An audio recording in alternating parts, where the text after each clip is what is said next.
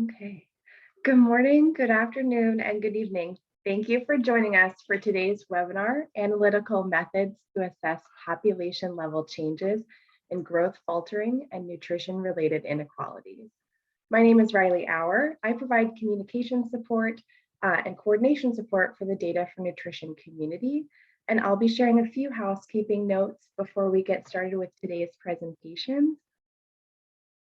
First, all participant video and microphones are muted during presentations.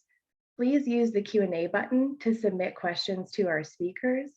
We will answer as many questions as possible live, and we will answer all other questions in the Q&A summary, which will be shared in the weeks following the webinar.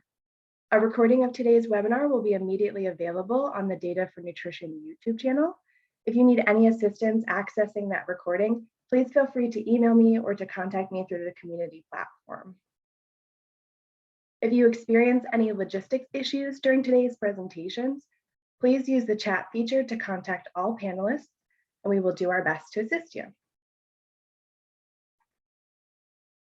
Today's webinar is supported by the Data for Nutrition Community of Practice. The DFN community provides members with opportunities to share knowledge, experience, and questions relevant to strengthening the nutrition data value chain at all levels for the purpose of achieving better nutritional outcomes in low and middle income countries. We're excited to say that the community has 944 members and is continuing to grow. The community is currently being evaluated, and we would appreciate your feedback in this process. If you haven't done so already, please take the evaluation survey by Friday or by February 2nd. That's this Wednesday. We will share a link to the survey in the chat, which Jonathan has kindly done, and we'll also share it again at the end of the webinar. Today's webinar is the second in the Analytical Methods webinar series. Large-scale household surveys, such as the DHS and MIX, provide a wealth of information that decision makers can use to better inform nutrition policy and program actions. This series highlights methods for analyzing large-scale household surveys to support decision makers, and during each session, technical experts, just like those joining us today, will provide step-by-step instructions for applying analytical methods. Today's webinar will be moderated by Dr. Robert Black. Dr. Black is the Director for the Institute for International Programs, a professor and chair emeritus of the Department of International Health at the Johns Hopkins Bloomberg School of Public Health. He is trained in medicine, infectious diseases, and epidemiology. He has served as a medical epidemiologist at the Centers of Disease Control and at institutions in Bangladesh and Peru, working on research related to childhood infectious diseases and nutrition. He has published more than 800 scientific papers, is a member of multiple advisory bodies globally, and has been honored with numerous awards. We're very excited to have Dr. Black here with us today. Without further ado, I'll hand over to him to introduce today's speakers. Thank you, Riley, for getting the webinar started and for the kind introduction. I will introduce the speakers now. The first is Dr. Fernando Wehrmeister. He's an associate professor at the Federal University of Pelotas in Brazil. He is an epidemiologist with more than 10 years experience in research on health inequities, respiratory diseases, and lung function. Dr. Nadia Akseer is an epidemiologist and biostatistician with more than 10 years experience leading population health studies. She is a faculty member at the Johns Hopkins Bloomberg School of Public Health and scientific advisor to the Exemplars project, Exemplars in Global Health Program at Gates Ventures. Her interests span reproductive, maternal, newborn child, adolescent health and development. Next slide, please. And the next one. In today's webinar, we'll talk about analytical methods to address population level changes in growth faltering and nutrition-related inequalities. I will make some comments about growth faltering and stunting to start off the webinar. This will illustrate methods to assess inequalities in nutrition program coverage and stunting and other nutritional outcomes, then describe trends in stunting in Peru, along with analytical methods to understand the reasons for the rapid improvement in recent years. Next, please.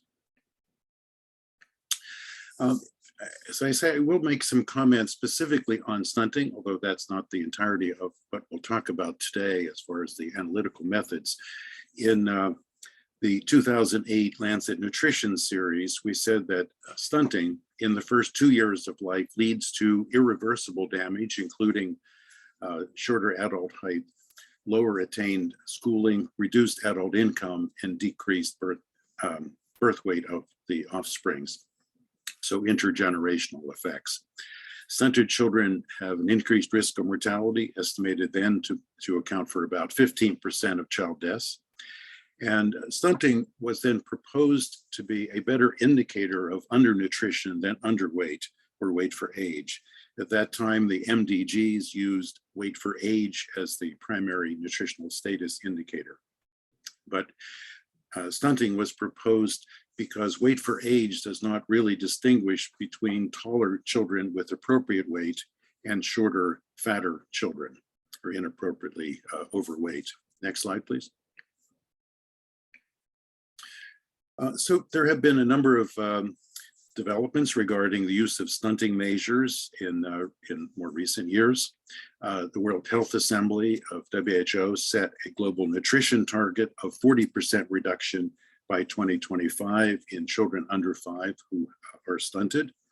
The SDGs then established stunting and wasting as essential indicators. Reduction in stunting has become a major focus of nutrition programs. Of course, there are determinants of stunting, such as poverty, maternal education, that also directly affect child development and other outcomes that have been linked to stunting and growth faltering. And this has led some to question the value of trying to increase linear growth of children. I think the question to me is quite clear. There are substantial consequences of linear growth faltering and undernutrition before birth and in early childhood can cause both structural and functional effects on the brain and on body composition and metabolism. And these result in slowed child development and increased NCDs. Caregiving and environmental factors certainly have direct effects on these outcomes, and they also interact with undernutrition to worsen or mitigate the adverse biological effects. Next slide, please. We have seen since the year 2000 substantial decreases, about 1/3 decrease in the global prevalence of stunting, which is very important, and of course the numbers have come down as well. We'll also see when Dr. Akseer speaks in a moment that some countries have done much better, such as Peru, much more sharp declines in stunting related to the programs and context in those countries. Next slide, please. So I would just end with this. What does a high prevalence of stunting in children indicate? One, an environment that is inadequate to support healthy growth and development. Two, a population of children with measures of linear growth shifted to lower than optimal values. So not just the dichotomous cutoff, but the entire population is shifted to lower values. This is almost always accompanied by substantial inequalities among children. Children who are at excess risk of mortality, slow development, less schooling, reduced adult income, and increased chronic disease. The high prevalence of stunting also indicates the need for programs to address physical growth, nutrient deficiencies, caregiving, environmental constraints, poverty, and inequity. And the need to monitor program outcomes in the short term, for example, breastfeeding rates, dietary diversity, and to monitor stunting, wasting, and biomarkers of nutritional deficiency, including assessing inequities in the medium to longer term. Next slide, please. So then I would turn over the floor to Dr. Wehrmeister to tell us about analyzing inequalities using DHS and mix surveys. Fernando. Thanks, Bob, for the brief introduction. Thanks, everyone, for the invitation to be here to talk about the measurements of inequality using DHS and mixed surveys. Today's focus will be on nutritional indicators. Next slide, please. I will try to introduce a little bit the International Center of Equity in Health. Next, please.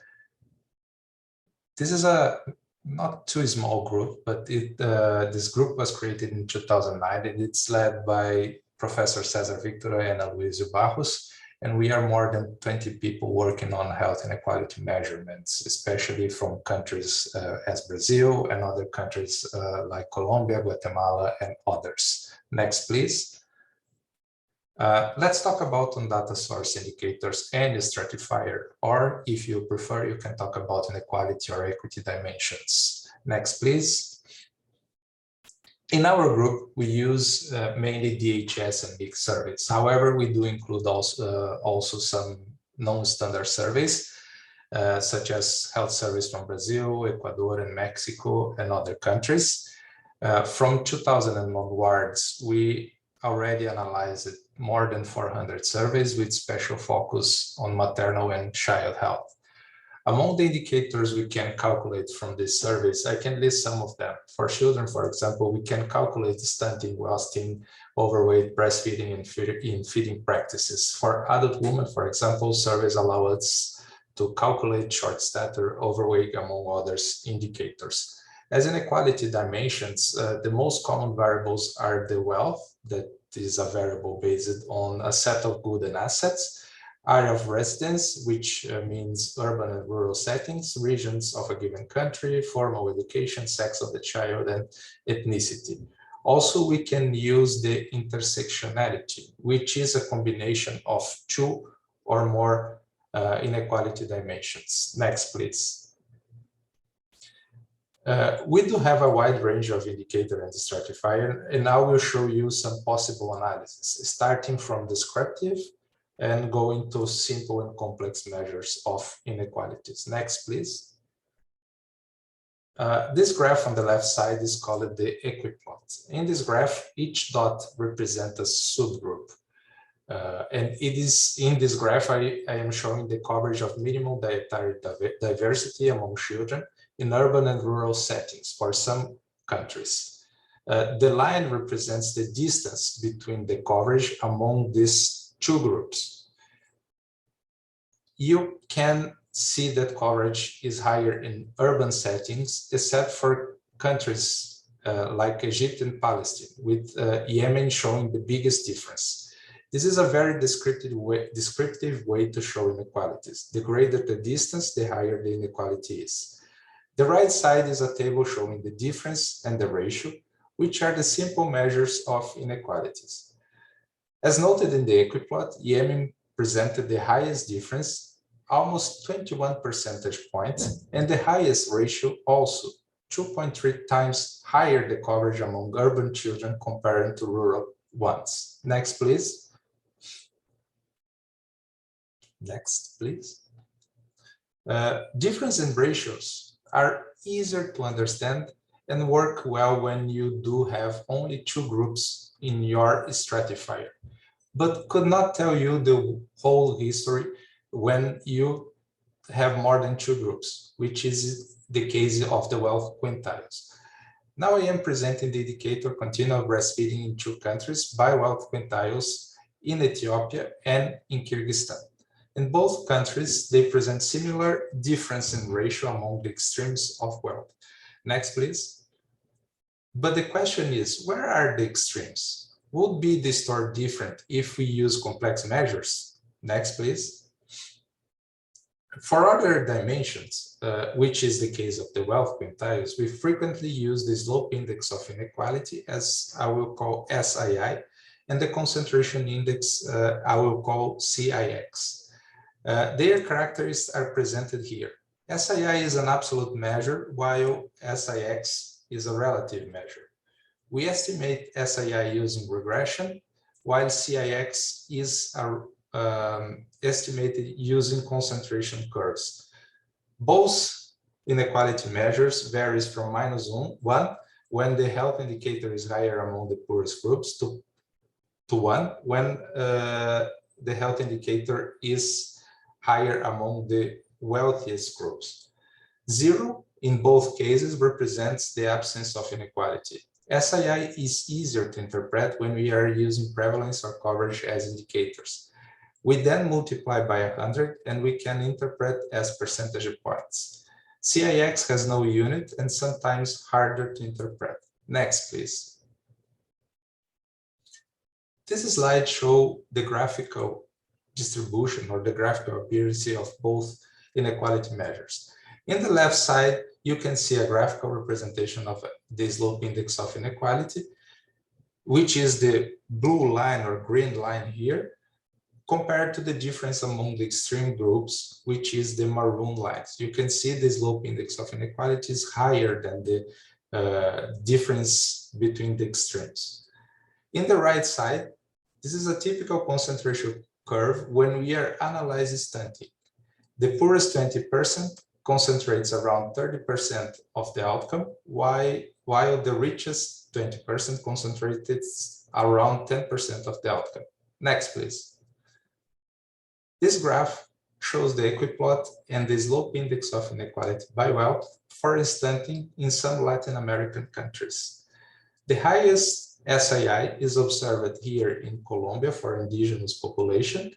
And you also can see, for example, in Guatemala in 2014, using the eyeballing approach, you can see almost no difference between the extreme in the indigenous and the reference group. But the slope index of inequality is much higher in the reference group compared to the indigenous group. Next, please.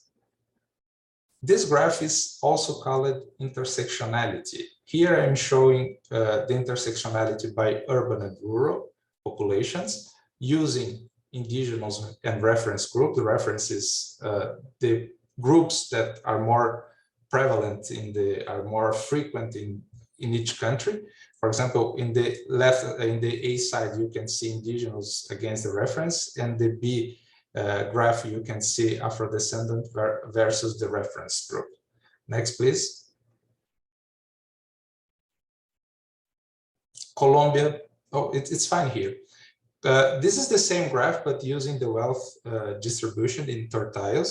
And you can see, for example, next, please, in Colombia, you can see a huge difference between the extremes in the indigenous population compared to the reference group. Next, please. As we already mentioned, in Guatemala, the differences are similar using the extremes, but the SII is different. But one of the main concern in this approach is the sample size. Next, please. As you can see in the footnote here, in some countries, we excluded some groups that present less than 25 observation in this analysis. Next, please. When we are using complex and simple measure of inequality, we should analyze what we are doing in the light of some limitation.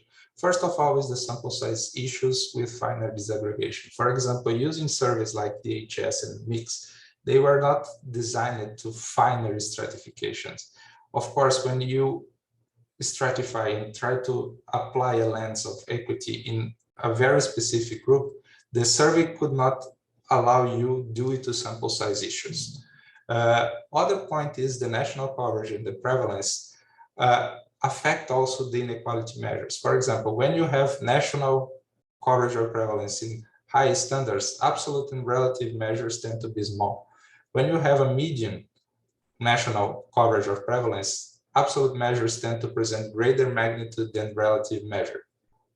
And when you have low coverage of prevalence in national aspects, absolute measures tend to present lower magnitude and the relative measures tend to be higher. The example in the top right of this slide is the example of concentration index and how the concentration index can vary when the mean or the prevalence or coverage varies from 0 to 1. When it is 1 is low space to low room to increase or to have this kind of issue. When you have lower prevalence or mean or coverage, then the SII tend to be much higher than expected.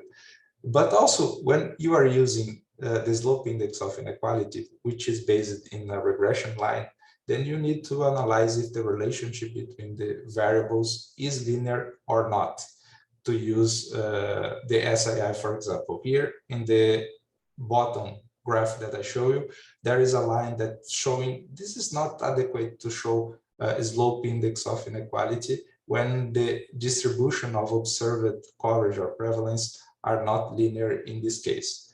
Next, please.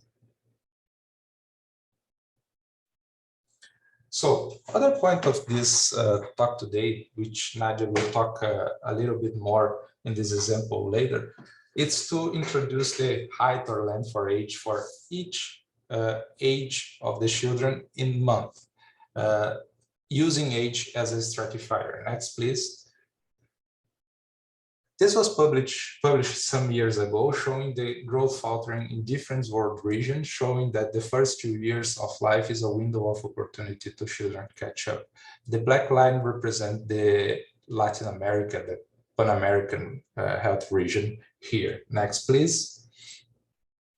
But also, even in Latin America, countries experience this phenomenon with different inequalities.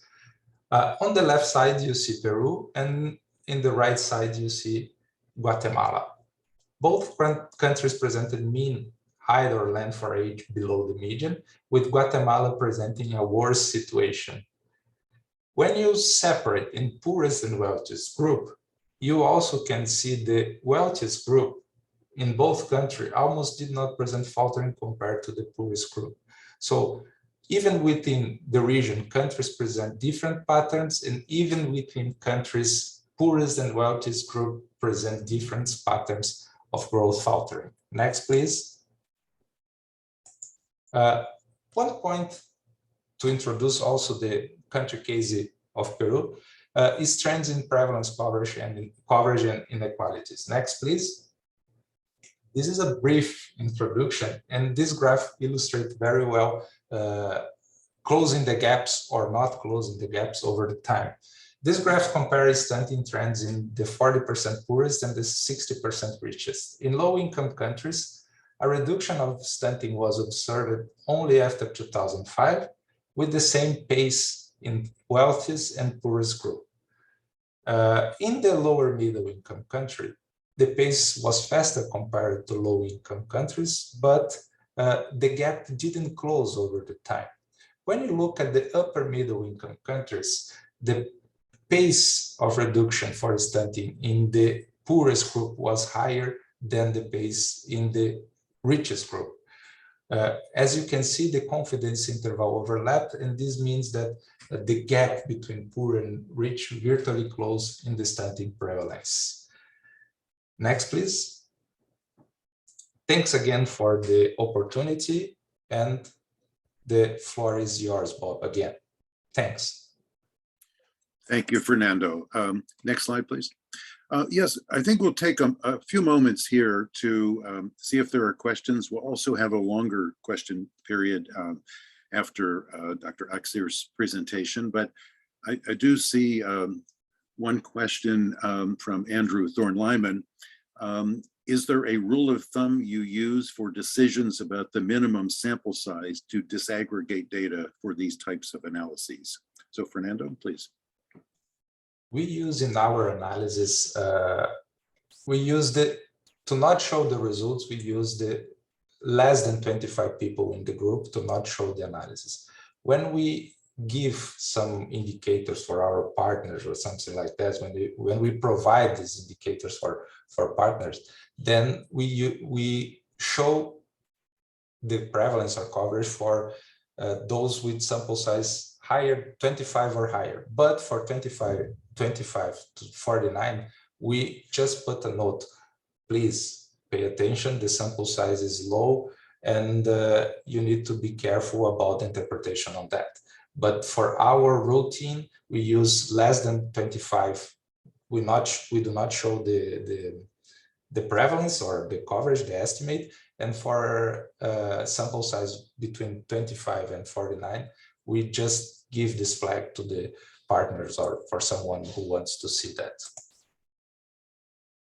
Good. I see one more question from Jennifer Yurkovich. To what do you attribute the narrowing of stunting between poor and rich in, I think it's upper middle income countries? Question, effects of policy change question. So Fernando, maybe you can answer, and maybe we'll come back to this after Nadia's presentation, because she's going to talk about the, why things have, perhaps why things have changed in a country like Peru. So Fernando, any brief response? I will give a brief response. Thanks, Bob. Thanks, Jennifer, for the question. This is a hard question. Probably its effects of policy change probably could be also in Brazil, for example, we have a kind of cash transfer programs that help the children to achieve their potential health, including decreasing of stunting. But the whole picture, I think we can discuss this later after Nadia's presentations. Thanks. I do have a question for you, Fernando. Could you say something about the ability to look at the urban poor with the double disaggregation? It's often in the crude analyses of surveys, it's just urban versus rural, but that may obscure the particular problems of urban poor. And so would you say something about how well you can do that kind of double disaggregation of urban versus rural and equities? Thanks, Bob, for the question. This is not what we already published yet, but for some this double disaggregation or intersectionality between urban and poor, we commonly see that the wealth distribution among rural populations, the health by wealth distribution among rural population present a higher gap compared to the urban poor and rich individuals. So for stunting, for example, it will be great. It's easier to show that, but for other indicators, maybe it's not so easy to understand that, like breastfeeding or something like that. But the double disaggregation show another aspect that was not captured using only urban or rural settings or wealth quintiles variable. I'm not sure if I answer you, Bob, but yes. This is what I can say about that. Thanks. Okay, yes, that's fine. Thank you. I think we should go on then to Dr. Akseer. So we just go to the next slide and turn over to her. Great. Thanks, Dr. Black, and thank you, Fernando. And good morning, afternoon, evening, everyone. Nice to be here with you. So I'm going to spend some time today talking about the equity analyses of stunting reduction that we did in Peru as part of the Exemplars and Global Health Initiative, and then how we were able to tie some of those analyses into policy activities that happened in the country. Next slide, please.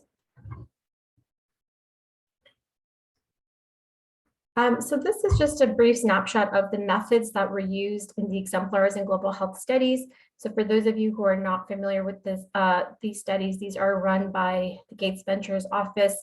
They look at positive deviance in different types of outcomes. So for instance, countries that have made traumatic progress in reducing stunting reduction or child mortality or a range of other outcomes beyond what their economic trajectory alone would predict. And so we did a series of case studies where we use these mixed methods approaches to understand these positive deviant countries in stunting reduction. And one of those countries was Peru. So I'll show you what that looks like in a minute, and some of the other countries as well. We use this mixed methods approach that you see here, and I don't have time to go into all of it in detail, but just to say, we did do a series of literature reviews, quantitative analyses, qualitative analyses, discussions, key informant interviews, and also focus group discussions, a policy and program review, and then we synthesized everything. Within the quantitative analyses bucket, you'll see in the orange, I've highlighted where the equity analyses fit. So we did use DHS and mixed surveys, and then we ran a series of these descriptive, advanced, and simplistic analyses to understand equities, and use that to unpack the stunting story and then tie that into some of the other data coming out from this project. So let's go into what those analyses looked like and what the story was that was emerging for Peru. Next slide, please. So these are the 5 phase 1 stunting reduction exemplar countries that we studied. You can see them here: Peru, Senegal, Kyrgyz Republic, Nepal, and Ethiopia. And you can see their trajectories from 1990 to 2016 in stunting reduction. The Peru line is the blue line. And one of the things you might notice right away is that in Peru, there seemed to be not much stunting reduction from the early 90s to about 2008, 2009. So, hovered around 30 to 40% stunting. But at about 2009, something happened in the country where suddenly stunting started to reduce significantly. So 2009 to 2016, in about an 8-year period, stunting reduced from about 35% to 15% or so. So 55% reduction happened in stunting. And that's been the most notable change of all the exemplar countries that we studied, especially in a short amount of time. So truly something was happening in Peru in stunting reduction that we wanted to unpack a bit more. Next slide, please. And just to further understand if Peru is a true exemplar in many senses, we also looked at how it fared compared to other countries in the region in Latin America. So here's the Peru data, which is this black line, with other countries in the region, including Brazil, Paraguay, and many others. And you can see even in the context of the region, Peru has managed to have dramatic progress, at least in that 8 to 9 year period post 2008. Next slide, please. So a little bit about Peru. Peru is a country with a population size of about 32 million, so fair sized country. The GDP per capita is about 6,900 per capita.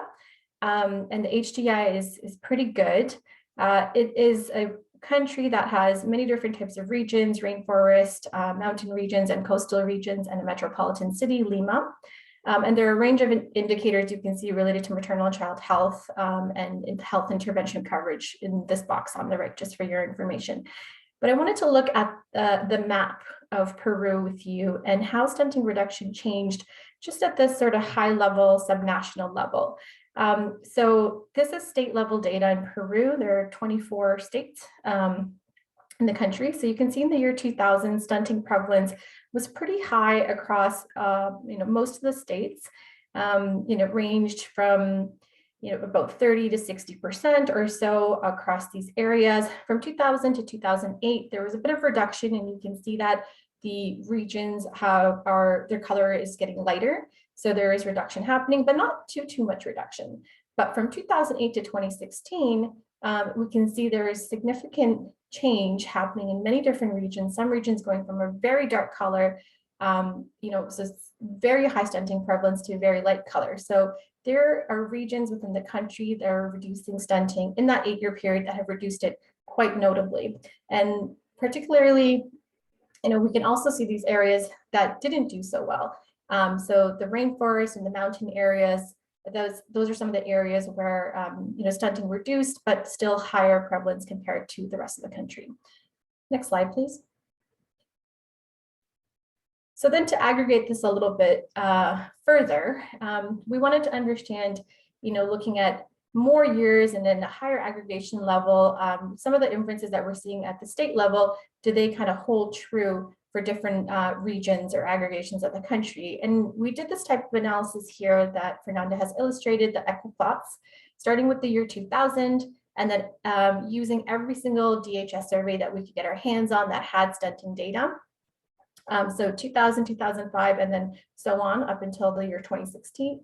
What we were able to deduce from this analysis was many things. One, there's bigger gaps between the most disadvantaged and the least disadvantaged areas in the year 2000, and those gaps have reduced by the year 2016. So you can see there's somewhat of a gradual reduction.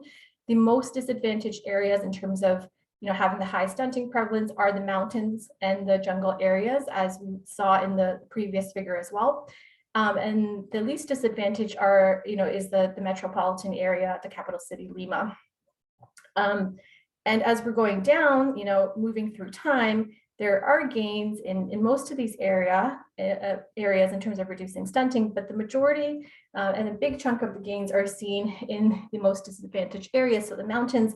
And in the jungle areas, you can see that there's this really nice linear change happening, and stunting is reducing from as highs, from 30 to 40%, all the way down to 20%, even in those difficult contexts. And there's also some change in the coastal areas happening as well. Next slide, please. So to look at other subpopulations, we did some other analyses for different subgroups. Here I'm showing you wealth quintile analyses. So when you're running these studies and talking to the stakeholders in countries, one of the things we found out was that there's huge pro-poor investments that the country has made in an effort to target the most disadvantaged.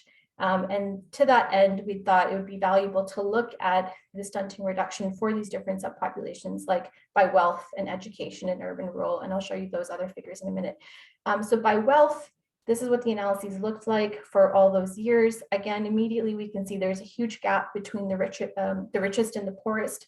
The poorest are indicated with the red dot here, and the richest quintile is the green dot. And there's the variation spanned in the year 2000 from about 5% or so stunting in the richest, all the way up to 55%. So 50% stunting gap, absolute gap between the richest and the poorest. So huge inequity across the country, and that inequity more or less remains the same up until the year 2008. And that's when that inflection point, the point we saw, the inflection point at the national level, we can see that kind of play out here too. So from 2000 to 2008, not much reduction in inequalities, and more or less the stunting prevalence is staying the same in all subgroups. But then after 2008, we can see there's this huge change that's happening where the poorest are decreasing stunting linearly and in quite a dramatic way. And so are those in the second bottom quintile, also typically considered the poorest quintile. So those are the groups that have made the most change. Some of the other groups are reducing as well, but predominantly it's the poorest two quintiles that make the most amount of change in terms of reducing stunting post 2009. Next slide, please. Oh, maybe just stop there for a second. Go back 1 second, Riley. Thank you. Also wanted to say we can double disaggregate this data, as Bob alluded to and Fernando spoke about further. So if we wanted to understand, is it the urban poor that's reducing the most, or are they falling behind? There's a way that we could take this data and further split up into urban rural to try to get understanding that as well. Unfortunately, I don't have time to present that today, but that's definitely an analysis that can be done pending sample size. Next slide, please. I wanted to quickly show you the slope index of inequality and how we tied this into the story and the analyses to corroborate what we're seeing. So as Fernando mentioned, these kind of indicators are valuable because they allow you to look at the entire continuum of the data, not just the extreme quintiles or certain subgroups. And in many ways, they're a bit more powerful in that they use the spectrum and they give you one measure, and you can use these measures to compare inequalities over context, over time in the same country. So they're very useful in that way. So, and then again, they can be used for looking at absolute inequalities, which is what I'm showing you here with the slope index of inequality, but also for relative inequalities, and the concentration index is what's typically used for that. So I'm going to show you just the slope index of inequality today. So in this figure here, we have the SII on the y-axis, and you can see it goes from -30 to -70, and a more negative value here indicates greater inequalities. And then we have stunting prevalence on the x-axis. And so what we can see happening, the value in the year 2000, the SII is very large and negative. So huge inequalities that are disadvantaging the poor. But over time, those inequalities reduce notably as the stunting prevalence goes down. And by the year 2016, you can see that the SII has almost halved in the country as stunting prevalence has. So this is a very nice way of corroborating that really wealth inequalities are reducing over time for the entire population. And that's a really high level interpretation of this, but of course you can interpret from year to year as well to see when those changes have really been prominent and when they've resulted in notable changes in stunting reduction as well. Next slide, please. Here's an analysis by maternal education.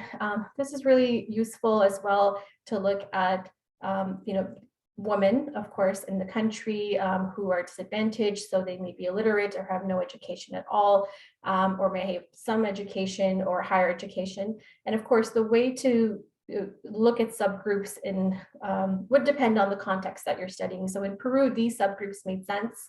And then also, just in terms of sample size, they were adequately sampled for us to do this type of analyses. And so what we can see here is that maternal education follows similar trajectories as the wealth quintile analyses, in that between, for 2000 to 2008, for those survey years, there were huge gaps between the non-educated mothers and mothers that had completed secondary or higher education. And there weren't many, the gaps weren't reducing in those years. But post 2008, there were reductions that we can see, and the majority of the changes were happening in the uneducated mothers and mothers that had any primary education. Next slide, please. And then a final slide here to show the urban-rural gap. So this is not double disaggregated, but just simple disaggregation to show you that there are gaps between urban and rural populations. As one might expect, the rural populations have higher stunting prevalence in Peru, and that stays consistent over time. But notably, post 2008, that's when we start to see more of this reduction happening in Peru and the gap starting to close. Next slide, please.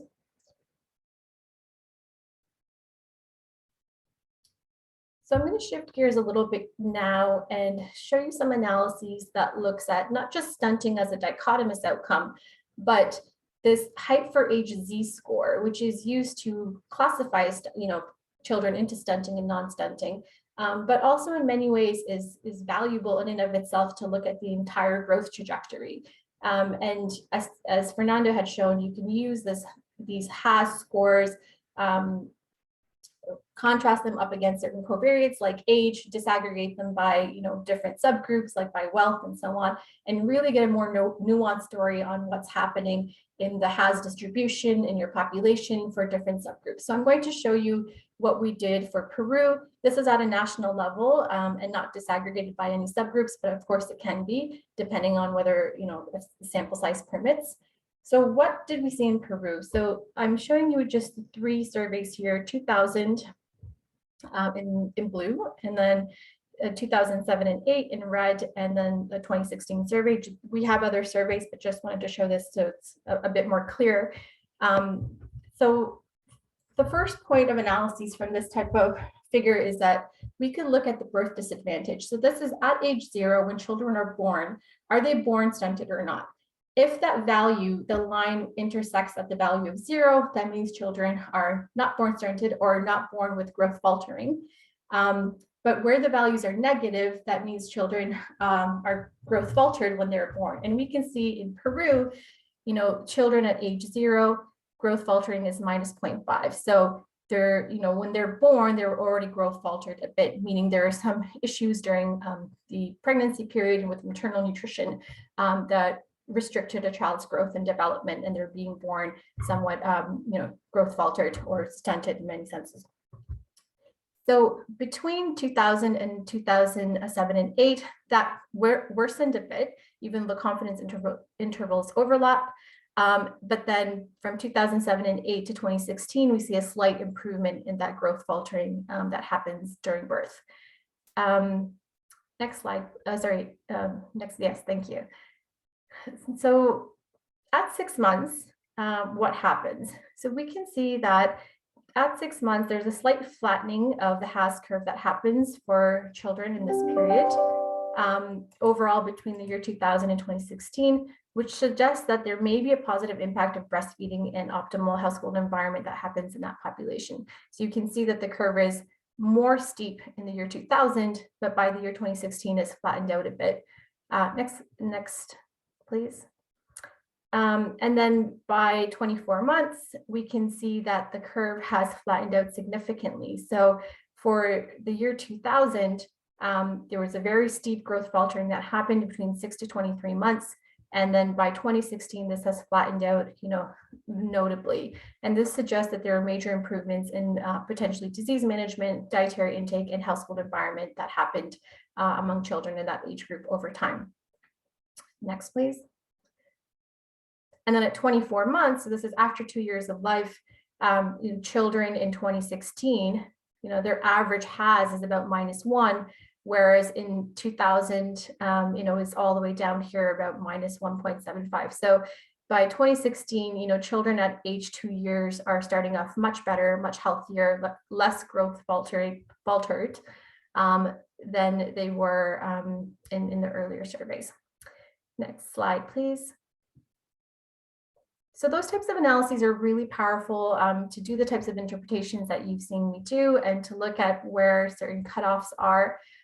But they may be difficult to just simply read off a curve like what you've seen. So one of the ways that you can determine actual inflection points with these types of curves as well is to use some quantitative splines. I just wanted to show you an illustration here. You can do the spline analyses and then get exact inflection points for when the slope is changing. So the growth faltering slope is changing, if at all, over the course of the age.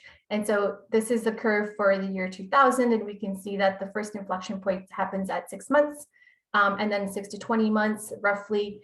And then by the year 2016, we can see that the inflection points have changed a little bit. So there's a growth faltering from 0 to 4 months. After 4 months, it changes the trajectory. So again, these are just helpful to get more specific and objective with reading those inflection points off the curves. Next slide, please. So this is a summary of some of the key findings, and I will, just in the interest of time, summarize them in the next slide at a high level. So what we saw, next slide, please. What we saw overall in Peru was that there was significant reduction in stenting reduction, especially post-2009. And the most disadvantaged populations, so the poorest, the least educated, rural populations, and those living in remote and mountainous areas had the most gains, in fact, in Peru during those years. And the children 0 to 2 years, so within the first 1,000 days, seem to be benefiting the most in stenting reduction interventions. Next slide, please. So here we tried to tie it into some of the policy activities and that the strategies and programs and policies that emerged in some of the other activities of this project. So in the policy review that we did in discussion with stakeholders, we tried to take this descriptive data and tie it into what people were saying and what the literature was saying on what was important to stenting reduction. And we could see that there's a really nice story that is corroborated between these two analyses. So starting down at the bottom, looking at context and enablers, this is organized in line with the typical malnutrition framework that studies basic underlying and immediate drivers. So down at the bottom under context and enablers, there are several different things that happen, but in relation to policy action, the Ministry of Finance led results-based budgeting programs, such as the PMSM and program and others that ensured that there was efficient targeting of resources. They also adopted a program called CRESAR, which means to grow, and that took all the data that they had subnationally and identified regions that weren't doing so well in stenting, and then targeted those areas with the resources that they needed. And that was a very powerful program that the country used to reduce stenting. And they did it in around 2007 and fully scaled it up by about 2009. Overall, at a country level, there was agreement on pro-poor political values and policy goals. And this paved the way for many pro-poor health and nutrition programs and pushed the multi-sectoral collaboration. So these programs like the the CRESAR program and others like Juntos were part of that pro-poor health and nutrition agenda that the country adopted. So the Juntos program that I just mentioned is a conditional cash transfer program, which was implemented in the year 2005 and then scaled up afterwards. And here the country was focused on providing income. So 200 soles, which is a Peruvian local currency monthly, was given to mothers so long as they took their child to get health and health care for themselves and their child, and also growth counseling and seeking education for nutrition and health. And so we feel that this was a really strong program in the country that helped to reduce some of the inequalities that we've seen. And there was evidence from the literature as well to support its impact. There's also overall increase in education that was happened in the country that we feel contributed to the stunting reduction that particularly seen in the mothers overall, but in reducing those gaps between the educated and uneducated mothers. So we felt that that program was prominent there. Moving up, there was overall, closer proximity to urban centers that happened. So people moving from rural to remote area to more urban areas, and this was supported by government initiatives. And this combined with increased income that families had from moving to those urban areas, we felt likely improved food security and that reduced stunting as well in those disadvantaged populations. And also people moved from more mountainous to central areas we feel that contributed as well. So let me just stop there. I think there's a series of different programs that the country adopted and initiatives such as the Roundtable Against Poverty, as well as the social insurance program SIS, which helped people abolish some user fees to healthcare access. And each of these were designed in a way where Peru specifically targeted the most disadvantaged populations. So they use these types of data to identify those populations and then targeted programs to them. And overall, we feel that that is some of one of the core ways that this country has managed to reduce stunting reduction has been through this lens of reducing inequalities. Yeah, so that's all on the Peru story, and let me just stop there and hand it back over to Bob. Thank you, Nadia. So we'll just have a specific question in the Q&A from Amanda Dochi from Plus Two Nutrition, who asked, were there specific programs in the jungle and mountain areas that might account for progress there, or were these just part of national programs? So there were national programs, but these programs targeted those areas more so than others. So for instance, the Juntos program targeted families that were the poorest and living in those regions. And then there are others as well. So for instance, the results-based budgeting program was implemented in more of those regions than some of the other areas. So yeah, I guess the short answer to that is yes, most of these programs were designed in a way where they tried to identify where those disadvantaged populations were and then provided benefits to them there. Just one follow-up on that. To what extent were they really targeting growth faltering and stunting? Was that really a major target in the Peruvian program? It was actually, it was a stunting reduction initiative that the government adopted. So they took stunting and made it a really high priority in the early to mid 2000s, and then designed a range of programs around, around addressing the determinants of stunting and improving social determinants and access to health and nutrition was a core part of that. Yes, I do recall the First Lady at the time of Peru was very involved in promoting these programs and targeting stunting as well. Okay, I think we can go to a general Q&A and involve both of our panelists.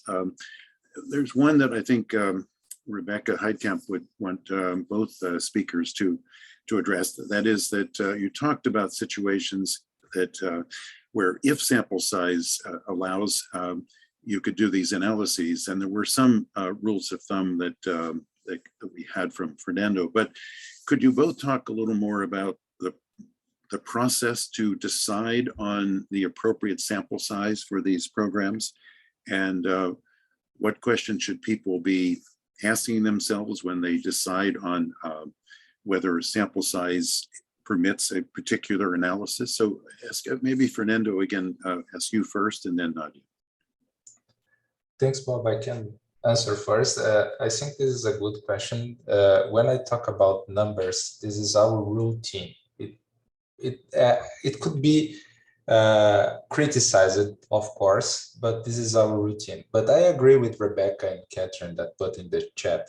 I think one point is how is the precision you want with your point prevalence or coverage estimate. If you have a prevalence, for example, of 10%, which ranges from 0 to 25%, so you do not have precision in your estimate. You don't have confidence, or not you have a low confidence on your estimate. So using this kind of approach, I think is another approach to use when consider low or high sample size. Thanks. And Nadia, do you have a comment?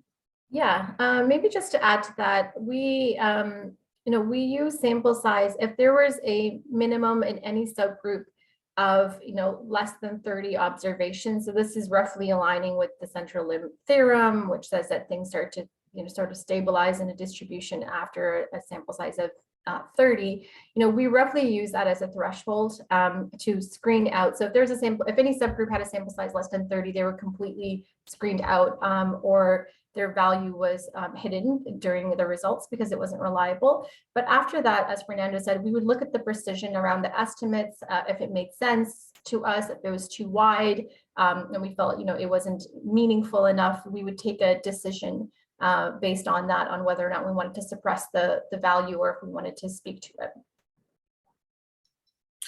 Good, thanks to both of you.